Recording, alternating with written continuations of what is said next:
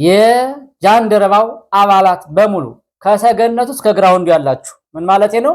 ከላይኛው መሪ ጀምራችሁ እስከ ታችኛው ድረስ ያላችሁ አባላት በጣም ዝምታን መርጣችኋል። በጣም ተገርም ያለው በእናንተ የተነሳና ምንድነው የያዛችሁ ነገር? የገና ዘማሪዎችና አጨብጫቢዎች፣ አሸብሻቢዎች የጃንደረባው አባላት በሙሉ አላችሁ።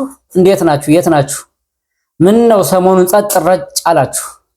እናንተ በቃ ትዝ የሚላችሁ የገና መዝሙር ብቻ ነው አይደለ? ገና ሲመጣ ብቻ ገና ከመስከረም 1 ጀምራችሁ ሆያ ሆዬ ሆያ ሆዬ ስትሉ ትከርሙና ገና ላይ ደግሞ በልዩ ሁኔታ ትታያላችሁ፣ ትደምቃላችሁ። አሸበረቀ ደመቀ በሚል መንፈስ እናያችኋለን።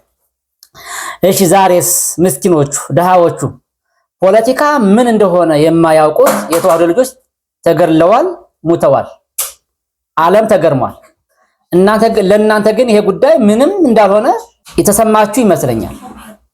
ግን ለምን በተለይ የዚህ ቡድን መሪና ሰብሳቢ የሆነው መምህር ሄኖክ እኔ እንደግሌ በጣም አድናቂው ነኝ።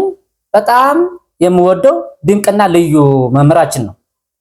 ግን በዚህ ጉዳይ ላይ ምንም እንዳልተናገረ ወይም ደግሞ ምንም ሐሳብ እንዳልሰጠ ስሰማ ጉዳዩ ከምን ጋር ተያይዞ ነው?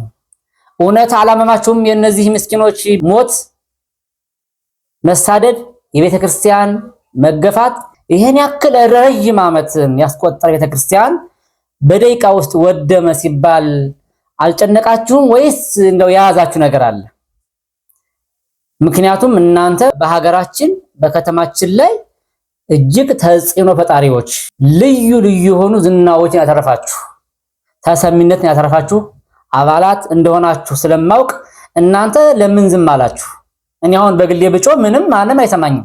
ምክንያቱም እንደናንተ ተጽዕኖ ፈጣሪ አይደለሁም፣ ታዋቂ አይደለሁም። እናንተ ግን የአይላፋ ዝማሬ በሚለው ስማችሁ ታዋቂዎችና ዝነኞች ስለሆናችሁ ምንድነው ዝምታው?